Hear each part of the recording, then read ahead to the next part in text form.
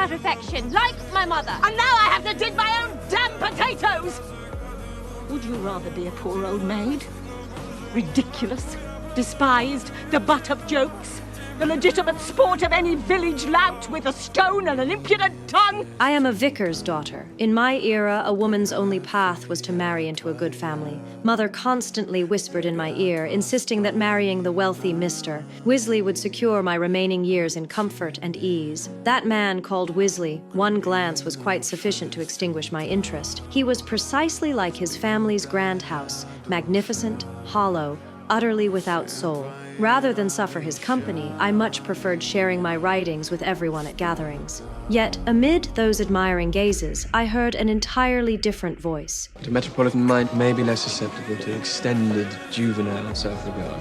For the first time in my life, I was so directly, so brutally dismissed. I rushed upstairs and tore my precious work to shreds. I assumed this dreadful beginning would mark the end of any acquaintance with this insufferable man. But fate's arrangements are always beyond expectation. I encountered this man called Tom again in the woods. He employed wit and charm to dissolve our awkwardness, earning my forgiveness with just a few well-chosen words. Through our conversation, I discovered his circumstances. Born to nobility, yet banished to the countryside by his judge uncle for refusing marriage while pursuing romantic adventures elsewhere.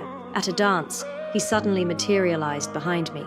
I would regard it as a mark of extreme favor if you would stoop to honor me with this next dance. While dancing, we quarreled like children, neither yielding ground to the other. But precisely because of this, we became each other's dearest friends. We would encounter one another in the library. Miss Austen.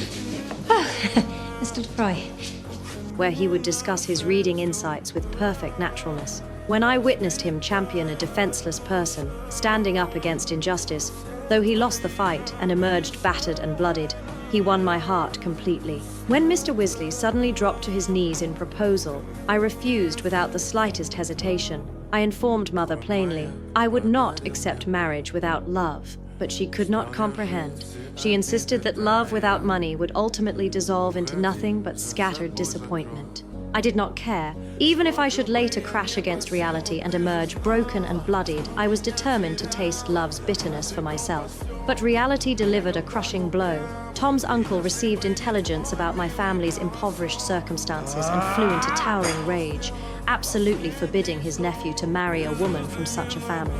And Tom, showing his weakness, confessed that he now depended entirely upon his uncle's support. Without it, he would immediately become a penniless man. Between love and bread, he chose bread. I turned and left.